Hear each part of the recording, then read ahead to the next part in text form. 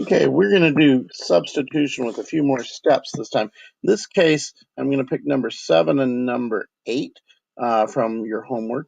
Now, the reason these are more steps is we don't have any variables that are actually already isolated. So we got to take the step of isolating a variable.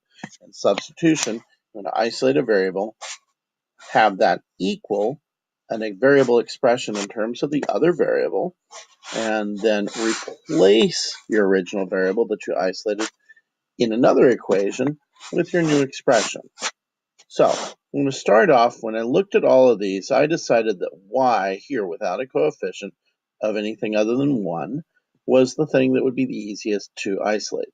I'm going to end up replacing this y in the other equation with whatever this y equals.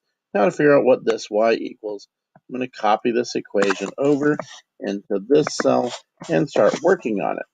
My first step is going to be to get rid of negative 5x because it's in the way.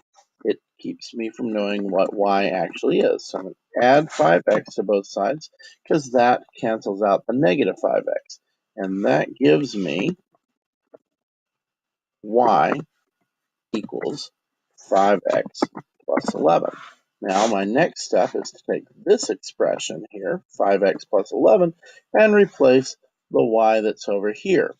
Okay, so let me copy this equation in here, and then I'm going to take this expression, and I'm going to copy it in here to replace this y, and now I have an equation that is in terms of one variable, and that's solvable.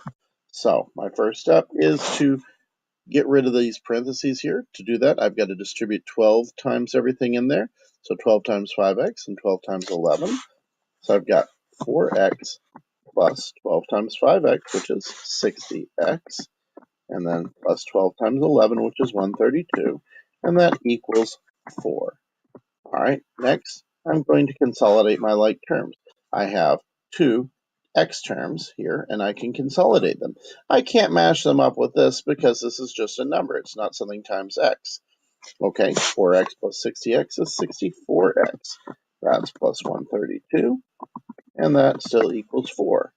Now I'm going to take the step of getting rid of the 132 by subtracting 132 from both sides. Okay, and that's going to leave me with 64x on this side of the equal sign, and on the other side I'm going to have negative 128 because 4 minus 132 is negative 128.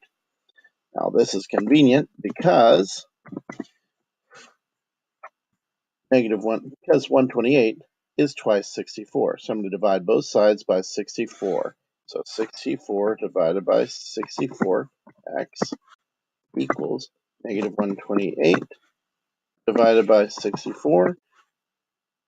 So that's going to leave me with x equals negative 128 divided by 64, which is negative 2. All right, I've got my x. Now, I need to figure out what x is. I'm sorry, let me step back. I need to take what I now know what x is, and I need to replace the x in this with it so I can figure out what y is. I can do that to this because this came from this original equation. This is just a rearrangement of it, and why not use the work I've already done? Because it'll be simpler. So I'm going to copy this equation. I'm going to go down here. I'm going to tab over. I'm going to scroll down so you can see what I'm doing. There's that equation. I'm going to replace x with negative 2, and then I'm going to solve it. That's going to equal negative 10 plus 11, and that's going to equal 1. So my solution is negative 2 comma 1. All right, now let's do one more with this one here. This is number 8. And number 8, I once again am looking for a variable that's easy to isolate. I've already selected a here in this one because it's got a coefficient of 1. So I'm going to reorganize this equation to isolate that a. So the easiest way to isolate that A is to add 3b to both sides, because negative 3b plus 3b is 0. Okay, and that becomes A equals 3b plus 7. Now I've got an expression for A, and I'm going to plug that in to this equation. I'll do this down here. Okay, and I'm going to take this expression here, 3b plus 7, which I know equals A, and I'm going to replace this A with it. Okay, now I'm going to distribute 5 across that parentheses to get rid of the parentheses. So 5 times 3b is 15b. And then I also have to do 5 times 7, which is 35, plus 6b equals 14. All right, I'm going to consolidate or combine my like terms. So 15b and 6b I can combine. 35 I have to leave alone right now because it's not a variable expression. That'll be 21b 35 equals 14.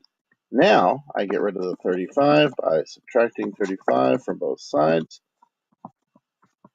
and I get 21b equals 14 minus 35, which is negative 21. And that's pretty convenient because 21b and negative 21 will easily work out. I'm going to divide both sides by 21, and b equals negative 21 divided by 21, which is negative 1.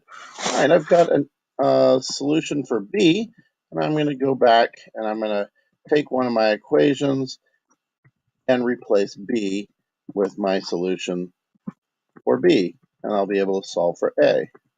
All right, so there it is. That's the rearranged equation that I started with. I'm going to take this negative 1, I'm going to go down here, I'm going to make that this. I replace it with negative 1. I just have to solve for a. 3 times negative 1 is negative 3. I've still got a plus 7. Negative 3 plus 7 is 4. My solution is a equals 4 and b equals negative 1. I'm done.